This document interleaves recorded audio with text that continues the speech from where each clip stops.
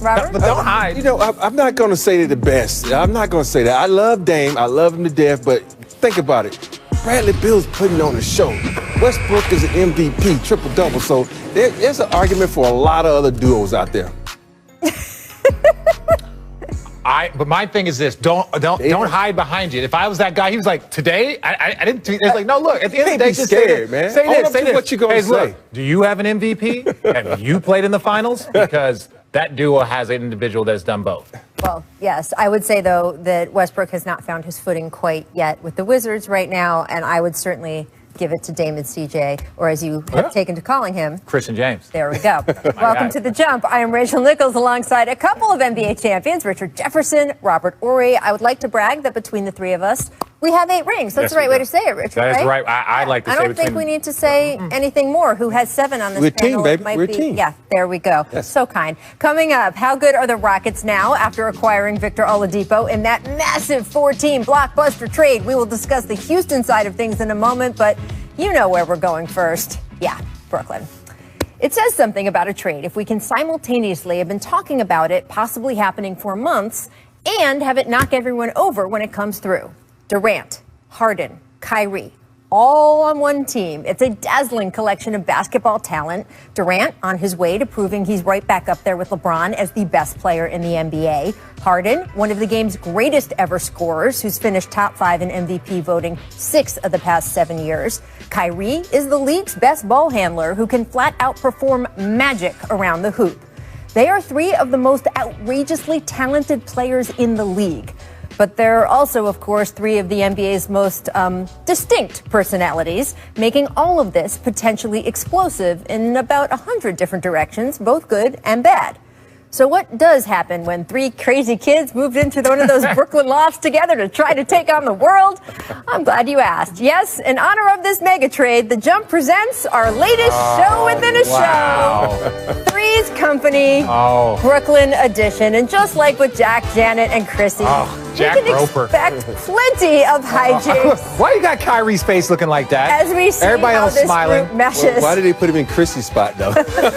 Now, executive producer, Nets general manager Sean Marks is optimistic. Here he was this morning talking about the screaming neon elephant in the room, team chemistry.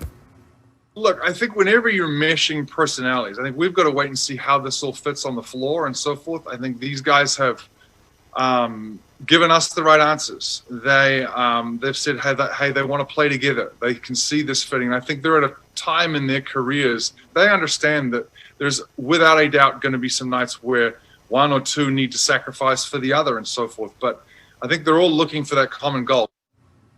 Marks added that Harden and Durant already knowing and liking each other should help speed the team building process here. Perhaps, although as he was speaking, it was hard to not think about how that same scenario went so wrong between Harden and Russell Westbrook that Russ asked out after just 1 season. As for the Kyrie angle, Marks denied that Kyrie's current situation spurred the Nets to finally pull the trigger on this trade, insisting it was not a hedge to give Durant a more reliable co-star. He also noted Kyrie is, quote, very excited to return to the team after his mysterious absence. But honestly, none of that addresses what is going to be the real issue going forward. Is Kyrie going to be okay with essentially being the 3rd option in Brooklyn behind 2 former MVPs? We know part of why Kyrie asked out of Cleveland was because he didn't want to continue shaping either his game or his standing on the team around LeBron anymore. We know there were issues coexisting with teammates in Boston. We know that in other recent big threes, guys like Kevin Love, Chris Bosh have had some trouble adjusting to that 3rd role. And these 2 guys, well, they're at least notoriously mellow. At least Kyrie plays a different position. He will have the ball in his hands more. Maybe Ray Allen and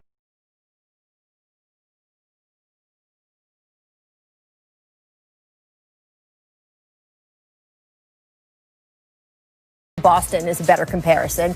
Although clearly it is something to watch, as is how this Nets team looks on the defensive end. With Jared Allen out the door, the Nets no longer have anyone who you would call a defensive standout. In fact, 5 of the Nets' key rotation players had a negative defensive real plus-minus last season. That's a lot. Still, all Brooklyn really needs is a functional level of team defense, something KD and Kyrie, and yes, at times, yes, even James, have shown to be capable of. So if they want to play hard on that end, they can. Also, let's be honest, there's going to be plenty of nights, at least in the regular season, they won't have to. In a year where there is no plan to hold an actual all-star game, Brooklyn should have plenty of that vibe nightly. At their best, we could see a 3-ring circus of death-defying feats of basketball brilliance. Will it be enough to threaten the defending champion Lakers at the very top of the NBA pyramid? We'll have to see. Will it be enough to cause an arms race in the East with the Bucks, Sixers, Heat, or Celtics now trying to pull off their own big trades? We will see. Will it be and playing well? The difference between this three and let's say the big three that Golden State had with Kevin Durant, those guys were all ball movers and shooters, right? Klay Thompson was moving off screens. Klay was moving off screen. The three of these guys are all ball handlers. I'm still looking at this team like, who's going to take over? Because when you look at James Harden, he gets his rhythm by playing with the rock. KD playing with the rock. Kyrie playing with the rock. So that is going to be trouble because they're not shooters like Steph and Klay who can come out and shoot the ball. So this big three is a little bit worrisome for me because they all playing with the rock. And now, who's going to play defense? Who's going to come off the bench? They gave away a lot to get this guy. And now they have nothing because at the end of the day, you need what people like to call the others, the bench, to step up. They have no bench. They have nobody to step up. So I'm looking at the 3 J's, Jeff, Jordan, and other guy, the shooter, to come off. Joe Harris. Joe Harris, to shoot the ball and play. They gotta step up. And we know Jordan is old. We don't know how he's gonna step up. So, I know how it is when you get up in age and still trying to compete. Yeah, we both do. But the crazy thing is, too, is when you look at it, obviously there's questions about Kyrie, what his situation is. And then James Harden is obviously not in the championship shape that he has been the last few years. And when that gets fixed over this course of the season. But this is my thing. Like, look at this picture here. This was James Harden going into the bubble. People were talking about how amazing shape he was. Now he overjumped this shape and went to the next position. So he went from super skinny to and this he did is him now. and he did this in about a 3-month span. So that some of that is probably unhappy and he's not wanting to be there. And we're just not going to allude to other things. But to win a championship, and we're talking about winning championships, you got to be. Body shaming on this show, Richard. It's not body shape. I'm saying he's unhappy. He's unhappy. I think come on. Fine. You look at his body and you look at. Same thing with Jokic last year. Jokic wasn't in great shape. He got in great shape. They went to a conference final. Okay, so you guys have both been in versions of this kind of situation. You played on a team, right, with Vince Carter, with Jay Kidd. Robert, I can name several teams that you played in, several locker rooms with big personalities, big, huge stars. How does it sort itself out? How does that work over the course of a season? You have to have someone that's not one of the big three who's willing to step up and say, hey, guys, it ain't about you three. It's about us as a team. I want to win a championship just as bad as you guys. Just because you're making the most money, you're getting the most notoriety, I'm still on this team. I'm looking at Jeff Green to be that guy. He's a voice of reason. People forget he's played with KD before when KD first came into the league. So he might have his ear. So he can talk to these guys and say, hey, listen, it ain't about you. Let's work this thing out and play together as a team and win a championship because that is the goal, to cement our name in history. Yeah. And the last thing I'll say is this. Look, now KD's won some championships, right? Kyrie's won a championship. James Harden is the one that hasn't, right? So I know that these guys are motivated, but there is a different type of motivation when you're searching for something that you haven't found yet, right? And it's like, look, they've won all the awards. Kyrie's won the Rookie of the Year. He's won all the other stuff. He's probably not going to win an MVP with this team, but I'm just saying it's like, what are they fighting for? And so when you're trying to fight for something you haven't gotten, there's easier to make sacrifices a la the big three, a la the Miami big three. They're fighting for something that they haven't gotten yet. So that's one thing about this Brooklyn team. Are they full already, right? Right. I mean, it's like you, when you were with the Nets, you stepped up and said, look, I know I'm far and away so much better than you, Jason Kidd or Vince Carter, but I'm willing to this is the best thing that ever happened to me playing on those teams is on most nights, I got the third best defender on most nights. I got the third best. Ask you something about me. Sorry, first question, how to play with Boban. Second question, why on block from him? Aw, thank you, Boban. This show-offs. Mavs, Hornets, Luka, all alone. Dunk it! Judge wants a dunk, but he just lays it in. Rob, why? Why deny us? Well, you got to understand, he's trying to reserve his energy. He No. has to reserve his energy for MVP, man. He can't just show off every night. He can't show off, man. He got to just, relax, Dunk man. an uncontested layup. Come on, man. Come on, man. Because you know what? In the postseason, somebody's going to track that down and block it. Hey, but look at the landing. He's a little gimpy. Look, they look landing disappointed. They wanted the windmill. Yeah, but you know that Rick Carlisle's out there going, that's very sensible. Yeah. That's what all the coaches went through. That's what Larry Brown. That's what Larry Brown wanted. I respect him because look at the score. You don't want to show out. That's not true. The score. That's the tone. Big resourcefulness. Nets, check out this nifty tip pass. Chioza.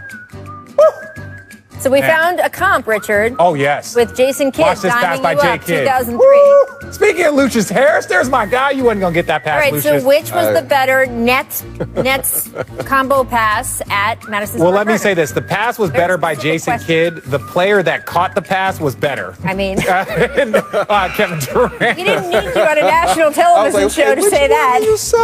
Who was the better player then? The better. See, that's a great by Chioza because look at that. That's nice. Yeah. I give him that. Let's look at that. You I think it can't was a beat that. mistake, though. But Jason Kidd would hook Jason you up Kidd. every day. Yeah. Well, had let's put it 2 this games way. with him. Love Jason Yeah, Kidd. he's got the second most assists in NBA history and the most to me in his individual career. Just Richard saying. Jefferson history. Gotta have it. Gotta tell my kids. Miscommunication. Bucks Pistons. Giannis gets it on the wing. Oh, why would you The run him paint off? just opens up.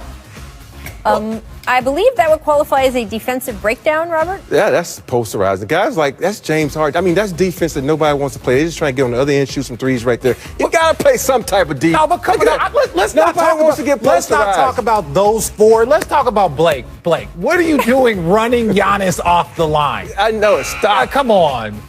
He took off where he was about to shoot from. Wait, what? Come on. It's like, all right, you're moving. I'm going for it. Yeah, Blake can't look at the other four As guys a coach, like, what are you call a doing? timeout, and I'm yelling at everybody. Everybody. What would Pop have done? Pop would have taken Pop all took everybody five out. Pop, y'all go in the locker room and take a y'all shower. out. Big elevation, airplane mode activated. Derrick Jones Jr. getting up for 2 huge slams against the Kings. Richard, is he the bounciest player in the league? Ooh, look, when you win dunk contests and your nickname is airplane mode, look, he's looking down in the rim. Yeah, I would say he's up there. I don't want to give him number 1, but he's definitely top 2. Yeah, he's top 3. I'll give him top 3. Yeah, he's top 2 and he ain't number 2. Let's just say it that dunk way. contestants probably say, hey, I still got hops. Yeah, shout out my guy Aaron Gordon. I was going to say a controversial dunk contest winner. So, there you go. Yeah. Zach LaVine. Look at that from half court, too. All right, guys. Lakers ending up beating the Thunder by 29 points. Let's have a little chat about that. 6 Lakers scoring double digits. Now, after the game, LeBron asked about the Harden and Nets trade, and here is what he said. I don't really have too much of a reaction. Obviously trades and things happen every year. And, for me, my main focus on what we do here and how we continue to get better. And that was the case today. The trades happened today, and I couldn't allow myself to kind of indulge in that, knowing that we had a team that we had to play tonight. So my main focus today was on the Thunder. Well, LeBron doesn't want to look ahead, but we sure as hell do. Richard, which team is better on paper? On paper, obviously, the Nets or the Lakers? Oh, the Lakers, you don't disrespect the champion. The Lakers are the best team in the NBA. They were last year, and they are this year. That team on the right has a lot of work to do as far as building the chemistry to get to a championship. It's never just... That's why I said on paper. I know on paper, but we can't even just... On tease a little paper, bit. on the floor, Lakers by far. Because if you look at that team, LeBron's going to have an off night to play defense. That's going to make him that much better if those are the lineups. So there's no way the Nets can even contend with the Lakers. Their bench is not there. Their starters are not there. Not taken away from their big three. But if you look at that Lakers squad, they got some skill. They got a skill set like with the additions they just had. And real quick, let's talk about the Nets. If Kyrie comes back 100% healthy, James Harden gets in championship condition, right? Everything starts rolling for the Nets. They are a huge problem. Now, there's a lot more ifs. The Lakers already are a problem. They are the champion. They are the team that's favored to win the championship. So when you look at which team has more work to do to get to peak championship form, it's the Nets. And so, even on paper, I think there's a lot more for the Nets. But boy, I love that roster right now. I like what they have. I like the stars. It makes it fun to watch basketball. Is that really a roster yet, though? Well, it's a roster. It's a We'll roster. see if it's a team. But like I said, it's paper. They still, It's the Nets paper. still have It's paper. some cap room to, bring in some I don't, whoever. No, not me. I'm right here. Okay. I'm sorry, Pete. There's nothing out there. Follow up on your LeBron defensive point and sort of the larger point we've been talking about defense on the Nets side. I'm looking at our ESPN stats and info group, and they're saying that LeBron James allowed opponents to shoot just 30% when he's the contesting defender, which is by far the best in the NBA so far this season. So if you are looking at sort of, was LeBron's defense going to drop back off a little bit this season after he made such a concerted effort last year? Is he setting the same tone in the regular season now after such a short offseason? Numerically, the answer so far is yes. So we'll have to see in a hypothetical finals between those two teams. Numerically, he wasn't guarding KD, James Harden, and Kyrie on one possession. That's why he has KCP, AD, Tell and him. other guys. So you don't have to play. Yeah. Up next, we will welcome in longtime Rockets reporter, our insider Tim McMahon, to discuss with James Harden. Three-point games was back in 1982. Moses Malone. I wasn't even born there. Rest in peace. I wasn't even born there, no. Hall of Famer. But you got your rhythm going now. Thanks, James. That 2015, the beard was feeling sassy. That was a Hall of Fame moment. He actually recreated this So funny. for us at Media Day. Watch this. There we go. Thank It you, wasn't James. the same. It wasn't the same. All right, that had to make the top five. Number 4, 2014, Ooh. Aaron Baines on a poster. Oh, that's look. You could do James Harden highlights all show. Yes. This man's got enough highlights to just When you're fill a couple of days. left-handed, you get more people with dunk than anybody because they're so used to right-handed guys. No, I'll tell you, Oubre been catching. But he also does this, 2019, breaking Jamal Murray's ankles hard. You got no business being out there on his body like that. Man, what are you thinking, Jamal? I'm like, are you serious right now? I'm like, a lot of these ankle You know that's breakers, not the last. You gotta get a better shoe. You too. know the Clippers are about to shoe get on gave this out. highlight. Here come the. I ain't seen it. And I know. 2019, Ooh. beating Dubs in OT. You ain't got to look at Draymond and talk to him like that though. Oh, nice. That, But that's what made the point. I know. I one of just the best defenders in the game on you, and the and other one. best- yeah. And look at that, Yeah. two of them. Two of the best defenders right Look at that. Whew. In And you face. know, Look at him. you guys know what was going to be number one. You know what was going to be you number know one. what. 2018, Harden snatching Wesley Johnson's Oh my ankles. God, Wesley! And then Now look that at was an him. ankle breaker. There's nothing better because feel after bad for this, Wesley. he licked his lips. He actually looked at him and licked his lips That's not Oh, cool. and then talked about it afterward. Oh no! That takes a lot of gall. Good. That boy. That's James. I remember like it was yesterday. Just the entire sequence, and as I got ready to shoot my shot, and I looked down, he was looking at me, and kind of like a face-off for like 2 seconds, and it was just like, and I kind of felt bad, but then I wanted to wait a little longer. It was just an instinct. It wasn't like I wasn't trying to be disrespectful. It was just my lips was dry a little bit. I don't know. He wasn't trying to do anything disrespectful, guys. Kids, go home and Google Randolph Childress. I was about to say the same thing. Randolph Childress. was the Kids, best. Google Randolph Childress. That until that play, Randolph Childress thing was the most disrespectful thing that I had seen on the But it's basketball. not anymore. It ain't that thanks anymore. to that. All right, we are now thrilled to welcome in ESPN reporter Tim McMahon, who has covered the Rockets for a long time. You have leading the league in usage rate among reporters in this last month or two, Tim. Of course, now with James leaving the Rockets, he is the second leading scorer in franchise history behind Hakeem. Harden, first in assists, 3-pointers made, free throws, all-star spot in 8 seasons as Rockets. So given the long picture, not just this morning when everyone woke up, but big picture, what should James Harden's legacy in Houston be? You know, I really think it is a complicated legacy. He is, with all due respect, Moses Malone and you, Robert, he's the second best player in franchise history. But unlike Hakeem, he did not deliver a championship. Unlike Hakeem, he did not, stay in Houston for his entire prime. And then obviously this was a bitter divorce. And I think part of Harden's legacy is obviously the individual brilliance. He was a perennial MVP candidate, won the MVP, the scoring titles, the assist titles, revolutionized offensive basketball in the NBA. But there's also the short shelf life with his hand-picked co-stars. 3 years, then he couldn't wait to get rid of Dwight Howard. 2 years with Chris Paul, 1 year with Russell Westbrook, then they both wanted out. And so I think that has to be considered part of, like I said, what is really a complicated legacy for James Harden with the Rockets. What do you guys see as Harden's legacy there? Well, look, this is what his legacy is going to be. No one will ever wear his jersey again, and his jersey will hang up in the Raptors at some point in time. That's the biggest compliment to somebody's legacy. That's starting. Yes, it is very, very complicated. Like him, he is the second best player to ever play for the Rockets. All of these things are compliments because they have a great, like Clyde Drexler, they've had great players.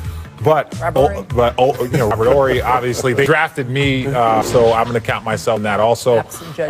But ultimately, I think that's where you look at the final piece of his legacy. Will anybody wear his jersey again? Will it hang up in the Raptors? And the answer is yes. I don't know about that one because you got to understand, Tillman Fertitta is the owner of this team now. He only had the pleasure of having Harden for 3 years.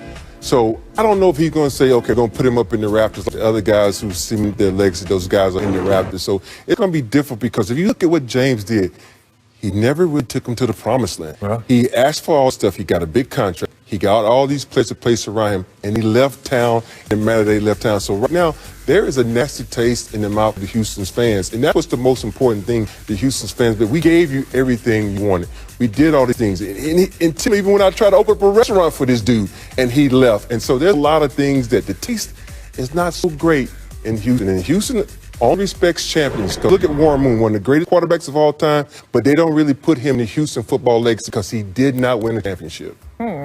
Tim, I don't know how you see that. And also, by the way, how you see the fact that James did end up going to Brooklyn when we know the conversations were also so hot and heavy with Philadelphia. Philadelphia that was willing to offer him Ben Simmons in return. Did any kind of sort of bad feelings either about Harden wanting to leave or about his old friend Daryl Morey being guy in Philadelphia play into this as well? Well, clearly the bad feelings about Harden wanting to leave didn't impact the final decision because he got his first choice. His first choice was to go to Brooklyn, and then he was like, okay, I'll be fine with Philly and then some other teams that add to the list. I really don't think that the relationship and, the whatever friction there might be with Daryl Morey was a real factor here. Look, Ben Simmons was on the table. The Rockets did not get the young franchise cornerstone that they've been insisting on getting in return for James Harden. I just think, though, when it got down to it, the historic package of picks that they got back from the Nets, that was the deciding factor. The fact those picks are dated well beyond what will be the primes of Harden, KD, and Kyrie. For a rebuilding franchise, I just think that ended up being something that felt like they could not pass up when they basically had to make a deal. Well, you mentioned picks. Also, they ended up with Victor Oladipo out of all of this, Dante Exum, right? So let's take a look. How good is Houston right now? You've got Oladipo joining John Wall in that backcourt. What do you think, Robert? It's the injury squad right now. Everybody's coming back from injuries. Are they going to be healthy enough? Because these three guys that he have are great players. Because if he can get healthy, good. Stay healthy. Whoa. They're all healthy now. Good. So stay healthy. Stay healthy. But if you look at some of them, they're still limping a little bit. I don't think they're 100%. So if they can get these guys and get them healthy, they're fine. But those picks, I'm looking at them using that pick because there's going to be another disgruntled superstar out there that's going to say, I want out. And what better place to go than Houston with no state tax, a great team, and picks. So they set themselves up for future, something down the line. And for a guy like Victor Oladipo, I look at Gordon Hayward, right? Like Gordon Hayward was averaging 17-point game in Boston on a championship caliber team, and people were still saying like, oh, well, Gordon Hayward. It's like, no, he's good. Now he's averaging 22 a night in Charlotte. He's got a little bit more leash. He can have a bad night, not have to worry about people criticizing him because he's their guy. Victor Oladipo now has the platform, has the runway to go be a high-level scorer on this team. It's a matter of getting those reps, getting those minutes, and just going out there and playing. So I like what they have with Victor Oladipo. And to his point, if you have all of these picks, that's how they got James Harden. They traded a couple of players and got a bunch of picks, and then that's what he shipped to OKC to get James Harden. So now it might not be disgruntled. It might just be somebody that's not re-signing. It could be somebody that's like, I want to enter free agency, and they don't want to risk it. So it doesn't always have to be disgruntled. A lot of times it is. But there are other scenarios where it's not always such a bad situation, and you have all of this stuff that you've collected to put out there. That's similar to what Danny Ainge did to get Kyrie. It's going to be another superstar that want to, see the grasses on the other side. What do you think, Tim? I do think the other thing we need to keep an eye here on Victor Oladipo before trade There deadline. we go. Whether Waiting for he this one. fits really well or not. Look, he's an expiring contract, and I think that's the primary reason he was more attractive to the Rockets than Karis LeVert, who has 2 years after this year at about $18 million per year. And Victor Oladipo, as an expiring contract, maybe there's a team that really likes what they see. They want his bird rights. Maybe there's a team that just sees value in having the expiring contract. But it could be another really significant chip for Rafael Stone, the new Rockets general manager, to play in the trade market. If you're Miami, are you interested in Victor Oladipo? There's a lot of teams you can see him fitting in with. We'll have plenty of seasons to talk about that. Tim, thank you so much. In this regarding Kyrie and when he'll be hopefully back and rejoining the team, part of that is going to be up to the NBA, and we're waiting for them to come out so they're ruling on the health and safety protocols. Hopefully, we'll have a ruling soon. I have talked to Kyrie, so I know he's excited about getting back on the court with his teammates, as soon as possible. Without a doubt, I'm not going to shy away from it. Without a doubt, the organization's disappointed with not having, any one of our players. In this particular case, Kyrie, not amongst us, not, in the trenches with us and so forth. So, I don't want to speculate and say why he's out and so forth. We've got to support, whether it's our players or whether it's our staff, and you would do that in any industry. But, you also hope there is an more than adequate excuse as to why he needs personal time.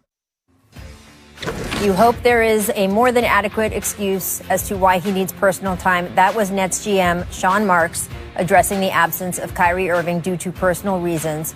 Guys, let's assume Kyrie comes back. Sean also said today that Kyrie is very excited to come back. It is up to the league, of course, to see when he can come back with COVID protocols.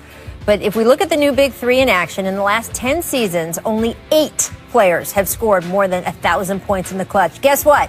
Out of 8, the Nets now have 3 of them. And KD missed the whole season. So, big shot, Rob. Who should take the big shot, the last shot, if they're all 3 on the court? You have to go with KD because his skill set is by far above those guys. Not saying a lot because he's 7 feet tall with the handles of Kyrie, with the shooting ability of James. So you got all 3 rolled in one, so you give the ball to KD and get out the way. That's all you got to do. I remember playing with Houston, getting a large ball. You said, what play do you want? Give the dream and get out the way. Get out the way. That's what you do when you have a player like that. Okay, here, let me answer the question. Steph, greatest shooter of all time. Klay Thompson, one of the greatest shooters of all time. Who was the guy that you wanted to take the last shot? It was Kevin Durant. He was the guy. Now, I'm James Harden, and you got Kyrie Irving. Monsters. Kyrie's hit one of the biggest shots in NBA history. Kevin Durant is the guy that you want taking that last shot whenever possible. Now, you can't double him. You can't hedge him because you got 2 other monsters on both sides, right? So it's like, and a lot of it, the last shot is about making the right play. So if you send 2 people at him, you got James Harden and you got Kyrie. Look, that's one of the biggest shots that has ever been taken on a basketball court in NBA history, right? Nailed it. Easy. Just walks off. So I just think it really and truly, it's Kevin Durant. If he was the one that you wanted on those Golden State Warriors team, he's definitely the guy that you want on this Houston Rockets, or on this Brooklyn Nets. Brooklyn Nets. You got to get used to that. Brooklyn Nets team. And look, we know they're all going to have big shots, right? That's the quality of these players. As you say, it depends on the defense. Which shot do you think is either more guardable or harder to guard, however you want to phrase it? James Harden's step back 3. He's had the little side step sometimes now too. Or the Kevin Durant shot where he's just up over you in a way that is, we've had some of the great defenders in this league over the last 10 years just say that when Kevin Durant lines up, he's not guardable. But you can't teach tall. That's what they told us all the time. You can't teach a 7. So which one? Which one do you think? The Kevin Durant shot. That's more lethal. That's more lethal. Yeah, because you can get someone that's either as tall as James Quick who can get to that shot. But there's nobody as tall as KD that can get to that shot. So KD by far. Look, I'll even take you the Manu Ginobili swat from behind, against the Rockets. Like, you can kind of try and figure out ways to get that done. With Kevin Durant, he's like Dirk Nowitzki. You're not blocking his shot. You're not blocking a 7-foot, high-release, high-arcing shot. It's happened in history, but it ain't. Unless you get it from behind. Yeah. Dallas 6-4 right now. So, Richard, are we about to see the Mavs really take off here? Well, I hope so. Again, you have to be super cautious with an individual that has a history now. It's starting to become a longer history of injuries. But yeah, if he's 100% healthy, because people forget, not only offensively, he's very good defensively also. So I think it's a great combination of him and Luka.